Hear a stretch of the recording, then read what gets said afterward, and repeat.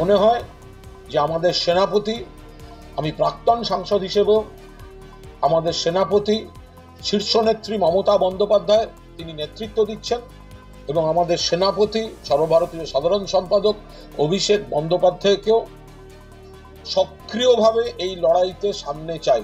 অভিষেক বন্দ্যোপাধ্যায় সক্রিয় নেই। অভিষেক বন্দ্যোপাধ্যায় তিনি সমস্তটা দেখছেন, খবর রাখছেন, লোকসভায় অসাধারণ বক্তৃতা করেছেন, ব্যক্তিগত অবস্থানগুলি টুইটের মাধ্যমে জানাচ্ছেন, ডায়মন্ড হারবারে তাঁর সাংসদ হিসেবে যা করণীয় করছেন, কিন্তু কোনো কারণে আমরা এই বৃহত্তর লড়াইটায় অভিষেক বন্দ্যোপাধ্যায়কে সক্রিয়ভাবে দেখতে পাচ্ছি না।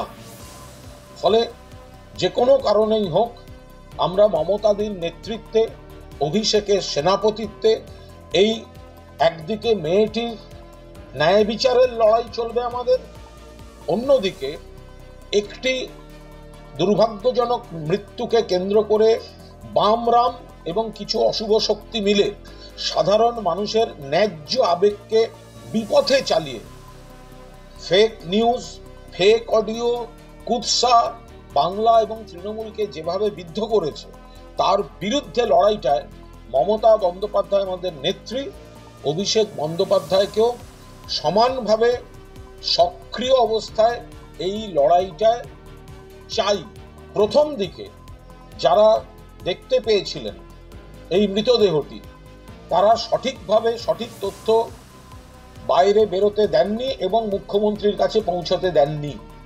মুখ্যমন্ত্রী নিরপেক্ষ এবং সঠিক ভূমিকা পালন করেছেন ওনার কাছে খবর আসার পর, কিন্তু সেই খবরটা যদি স্থানীয় কেউ বিলম্বিত করে বা বিকৃত করে, তার দায় মুখ্যমন্ত্রীর হতে পারে না। আমি আবার বলছি, মুখ্যমন্ত্রী সেদিন কলকাতার বাইরে ছিলেন। মুখ্যমন্ত্রী কাছে খবর আসার পর তিনি যা যা করার করেছেন। তৃণমূল কংগ্রেস কোনো অবস্থায় এর সঙ্গে জড়িত হতে চায় না। যদি কেউ নির্দোষ হন নির্দোষ, যদি কেউ দোষ হন শাস্তি পান। স্থানীয় স্তরে কিছু ঘটছে, কোথাও প্রশাসনিক স্তরে কিছু ঘটেছে, কিন্তু মুখ্যমন্ত্রী কিছু জেনে তিনি আড়াল করেছেন বা ধামাচাপা দিয়েছেন, এই রটনাগুলো ঠিক নয়, এগুলো ভুল।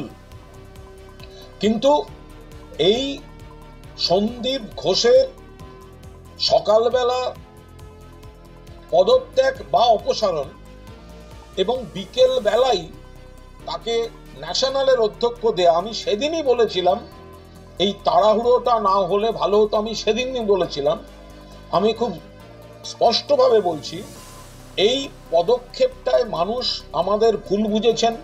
মানুষের ধারণা হয়েছে যে তাদের আবেগের বিরুদ্ধে গিয়ে কিছু ধামাচাপা দেওয়ার চেষ্টা হচ্ছে।